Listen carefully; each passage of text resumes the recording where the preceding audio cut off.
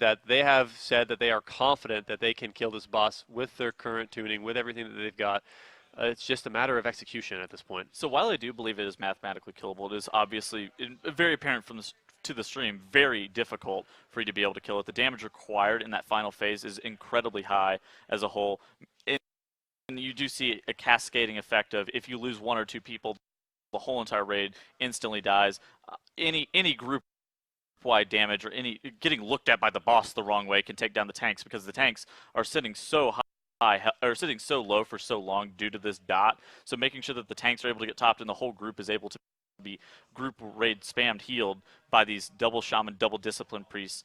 Composition is super important. Obviously, like you stated, they looked like they were delaying Spirit Link in order to be able to elongate out the phase later on in the bottom half. We obviously do know they have access to double barrier, even a darkness, a couple rallying cries, so that kind of thing. So they're definitely trying to pace themselves in terms of their cooldowns. I think that if they just popped all their cooldowns all at once, they'd be able to stay alive a little bit longer than that 13.7% like we did see. However, they're trying to pace themselves, and dying incidentally to just a dot damage is going to happen, especially whenever you have a fight like this. Getting back to Jane to Proudmoore, very important though. Making sure that you're able to get back at that low percentage, seeing more and more low percentage wipes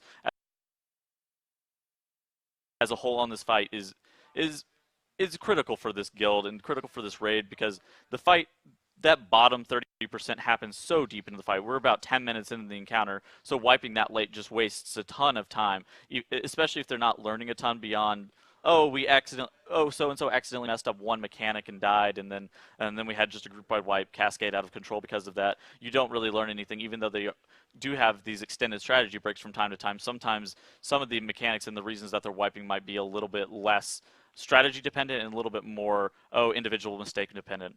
Yeah, so let's talk a little bit more about this water elemental now in the last phase. A lot of people are asking over and over again, why aren't they killing it? Like, this water elemental seems dangerous, they should be able to kill it. There is an additional mythic mechanic on this fight where once you kill the water elemental, it's going to split into two smaller elementals. So when one elemental is up, it's not that dangerous. It's going to be doing a little bit of extra damage to the main tank, and it's also going to be casting Heart of Frost on one of the raid members. It's going to be important for that raid member to move out of the raid stack. Potentially, that could even be a point in time where we see a raid member get sacrificed, where that Heart of Frost on the raid is going to kill everyone if they stay in the raid for too long. And running out of the raid is going to be something that's important, because you're going to be away from your group, and the chance that you get ice blocked and die is incredibly high. But it's much more important that you get out of the raid stack and don't kill your raid than it is for you to stay in a little bit longer and do a little bit extra damage and prevent yourself getting ice blocked. So if they were to kill this elemental and it broke into two, then there would be two Hearts of Frost out on the raid potentially, which means even more people spread out from the group, even more ice blocks going on. That's so much damage that the raid would have to deal with.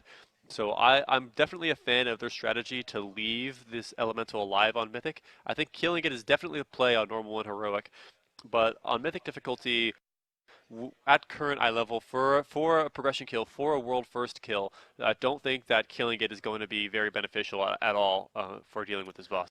I actually don't think killing it, regardless of the strategy you're doing, is the correct approach. I think whether or not you're resetting it doesn't matter. I think not killing the elemental is by far the best play, as it is just, it seems like wasted damage, and it puts you really close and getting tight on the intermission, as it is about 10% of the boss's health and splits. So it just is a huge time sink in order to be able to kill that elemental. So making sure, I don't think killing is the right call. What would you think about that? I don't know. Some people have, of course, mentioned that we're not sure what happens if you kill the splitted elementals. None of the attempts that they actually did manage to kill the elemental did they actually manage or like attempt to or actually kill the splits. So whether or not the elemental continues to split or it just dies after the first split is unknown, is yet to be seen. I'd be very interested if any guild out there is attempting to kill these elementals so that we could see what actually happens. There's not a lot of information in the Dungeon Journal about exactly how this mechanic affects the small elementals. So having two Hearts of Frost out would very bad. And if it split again and put out 3 or even 4 Hearts of Frost on the raid, that's certainly going to be a wipe. So if that's the case and it continues to split, however many times it splits, that's very, very bad. So keeping it alive and managing to kick it on rotation is going to be much more important for dealing with this fight than trying to experiment with whether or not killing this elemental is the play. Yeah, no, that elemental definitely just takes too much damage, and I think it wastes too much time.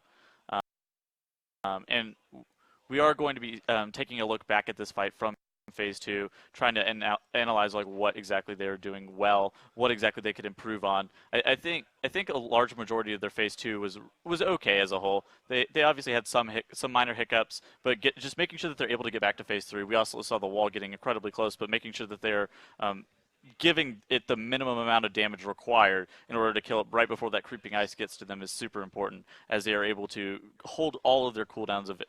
Making sure that they have all their cooldowns available is incredibly important, especially for burning Jaina whenever you are electing to do a strategy such as this. So making sure that you do have all your cooldowns for the bottom 30% will definitely yield better results. We do see them electing to prime that first barrel.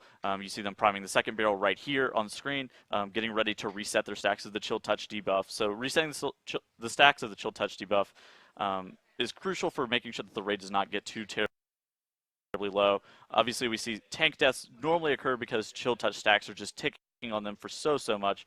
Even though Jaina does cast spells, she actually does a fair amount of physical damage. Just you would actually be surprised with how much physical damage she does. That's why they have elected to run a Brewmaster Monk and a Protection Warrior here, as they are the best at dealing with physical damage as a whole. Um, Yeah, quite good at damage smoothing. It's definitely going to be important that we could get some slow-mo when they get very late into the fight to see exactly what does end up taking them down.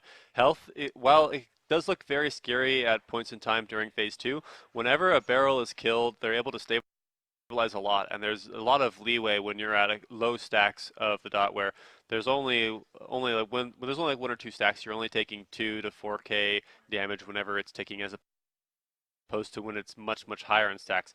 Right at around 10 stacks, the debuff is ticking for like 24,000 on each mm-hmm. player per tick. So it's so much damage that happens, which is that's one of the things that they have opted to chase in the last phase. Look at this blast comes out, you see just the whole raid drops here. They're able to bait some stuff into the wall. Very impressive that the ice block member of the raid doesn't actually end up dying there.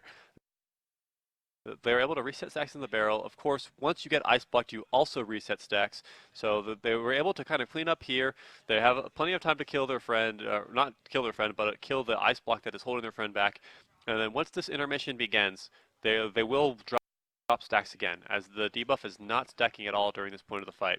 Yeah, as soon as the wall dies, I think Jaina does some weird RP event, or somebody on the boat who's stacking the debuff does some weird RP event, and the stacks do in fact drop. We do see Sko get dangerously low right there for just a second, then he actually, his health jumps. And of course, this is actually just a replay of their best attempt that we did just see last pull. They elect to use Bloodlust, they're burning down the wall, making sure that they don't use too terribly many cooldowns here in order to make sure that they're using the minimum amount of damage required in order to be able to break this wall. Trying to melee it down, I Right. guess. Right. Everyone right here, they've run the numbers, they've crunched it, and they're trying to use as much time as possible. They've got dots rolling on Jaina. They're able to kill that wall with just enough time to dodge this freeze. Now, Jinji on the first attempt here, whenever you have a long day off, you might forget your job from the previous fight, so he didn't run out early in order to get this kick. And this is their second attempt that they got this far in the fight, and he was able to position himself much better and use that turtle and run out, remember his role, get that kick, bring Jaina back over to the group. And here's where things get really into crunch time. We see all the damage that starts to come out. The whole raid is stacked. They've changed also the timing of healing cooldowns in the last phase, opting to use their second Spirit Link totem much later into phase than they were on their first attempt that got this far. So we see just how scary the damage is. The whole raid's health is just bouncing around, getting more and more dangerously low. The amount of damage happening in this phase is insane, right? Everyone is dying. We're slightly slowing the fight down to see exactly what's happening. You see that, oh, Sko gets sniped from across the room by the ad. You can't possibly see that, but they do have a battle res available to bring him back up at this point in time. which is if anybody but a tank dies in this last phase, they're probably not worth rezzing. But a tank or a healer is going to be very important. So Yeah. it's lucky that it was just Sko there and not another member of the raid, which was what allowed this pool to go so much further than their previous attempt. Man, and then people start going down even through the Spirit Link totem there. People jumping out to drop their cannon barrage or whatever else, making sure that they're not inside the Spirit Link, and they just instantly flop. We do see Vikland, he takes a step out of the Spirit Link, instantly dies, and then we do see the Red Wide just kind of rot down and die in unison there. Yeah, the Glacial Ray from the image a little bit further out of the raid clips a lot of players, and if one of those players is the healer and they're in the middle of a heal cast or anything else, then the whole raid falls right behind after them. So the amount of movement and dodging and everything else that's going on in this phase is so scary. I would maybe like to see an adjustment on this fight where if they were able to drag Jaina over to the location of the first mirror image spawn, I think it might help with some of the positional challenges in this last phase. So it's just a matter of seeing how they can continue to adjust what they're doing in the last bit of this fight. Movement is obviously very dangerous. If at any point in time they run out of the shaman's healing abilities, that their chance that they die is very high. Yeah, Healing Rain, we obviously see one of their shamans running Earthen Wall Totem, so two very critical ground effects. We obviously see Spirit Link, Power Word Barrier, many healing cooldowns available for the raid-wide group. Making sure that you're running out of them is really bad, especially whenever you have stuff like the Cannon Barrage or anything else that they are having to move away for. That obviously puts them in a spot where they are able to die, like we did see Vikland very quickly going down whenever he moves out of that Spirit Link there.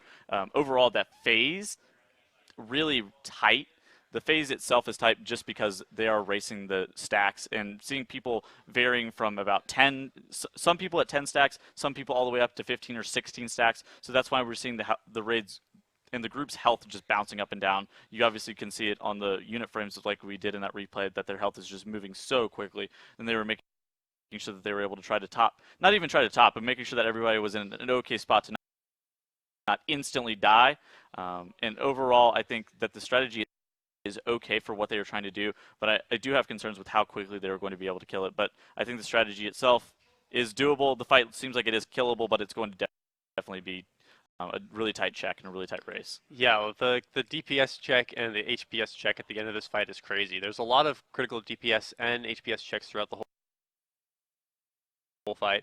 The first barrel is really scary. The second barrel is a little bit scary. The third barrel on the wall, not so much.